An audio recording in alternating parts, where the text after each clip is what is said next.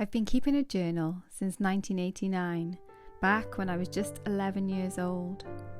Today, I'm going to burn them all.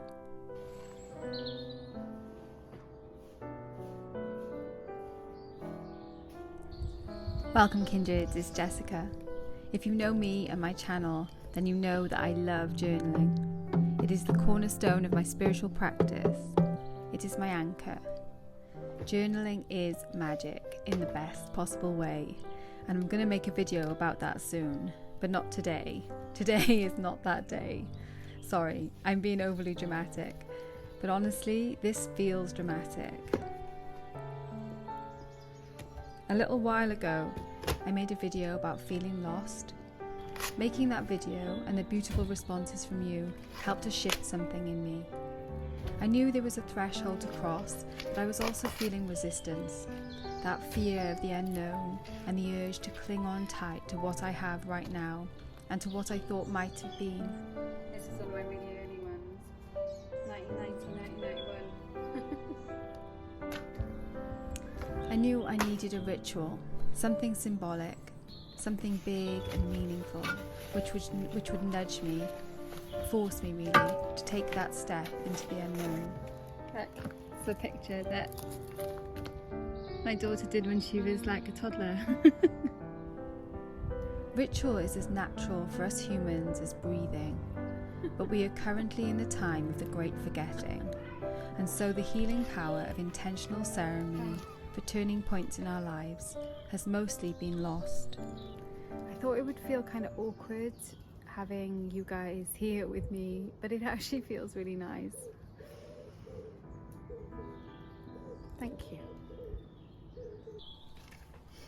In these pages, there's so many things. Ideas, sketches, memories, studies, dreams, poems, lyrics, stories, milestones. Some of these have made it into work which I've shared with others, like in my books, newsletters, videos and blog posts. Some of them have never before seen the light of day. Diary entries, shopping lists, heartbreaks, research, introspection, tarot drawers, spellcraft. To be totally honest, I don't even know what is in all of them because I hardly ever look at them. Maybe you have a stack of journals and sketchbooks too, or something else which you took a lot of time and care over, but which you don't actually use anymore. Do you ever look at them? Do you still feel like you need them? Let me know in the comments. Perhaps you do and you find that helpful. But for me, holding on to all of this has been keeping me stuck. I've been doing that classic dragon-style hoarding, that Four of Pentacles, keeping my treasure safe, guarding it with my life. But in the process, keeping myself stuck, not actually living my life as fully as I could be. It's mainly the smoke and not the journals that is getting me choked up, but a bit of both.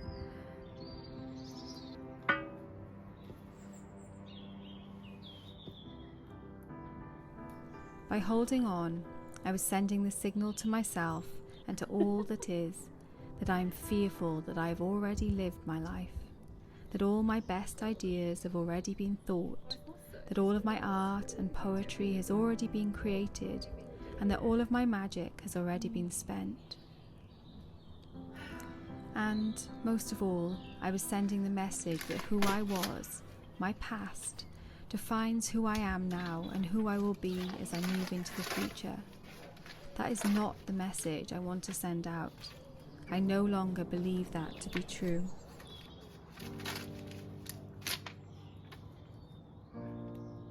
Look, this is from when I started the Artist's Way. Goodness knows how many times. I've done it so many times. And I don't think I've ever finished it. I've never got through the 12 weeks. Being totally honest, after gathering all my books together and looking through them, I started to have second thoughts. Maybe burning them is a terrible idea. Maybe I should keep them after all. I was telling myself that even if I don't look at them, I still might use them in some way. perhaps turning them into healing enchanted books like Candy talked about in her beautiful video a while back. I'll link that down below.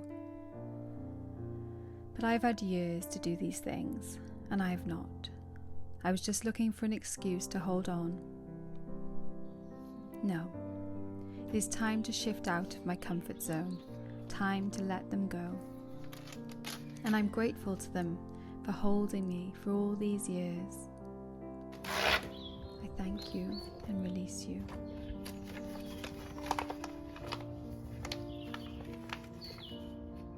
This word real is coming up for me and around me a lot. It's tried to poke through in the past. I don't even know what year this is.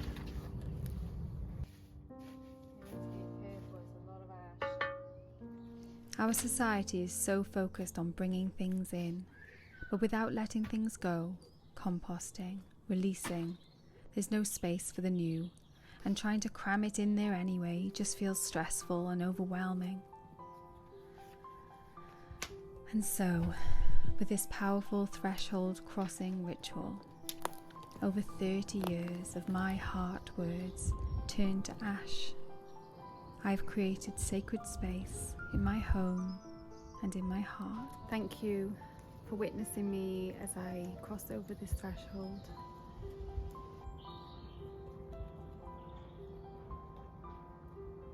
It's gone down now, and I'm still going. It's clearly going to be quite a long affair. What comes next? I don't know. And that is entirely the point.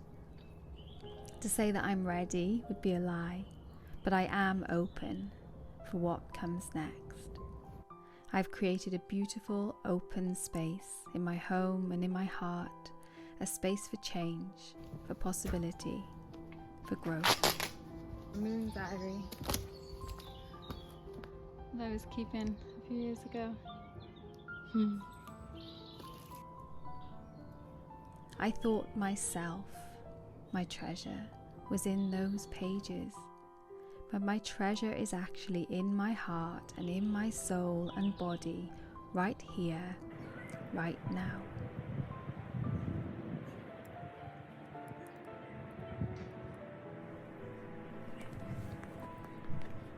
Warmest blessings, and I will see you very soon.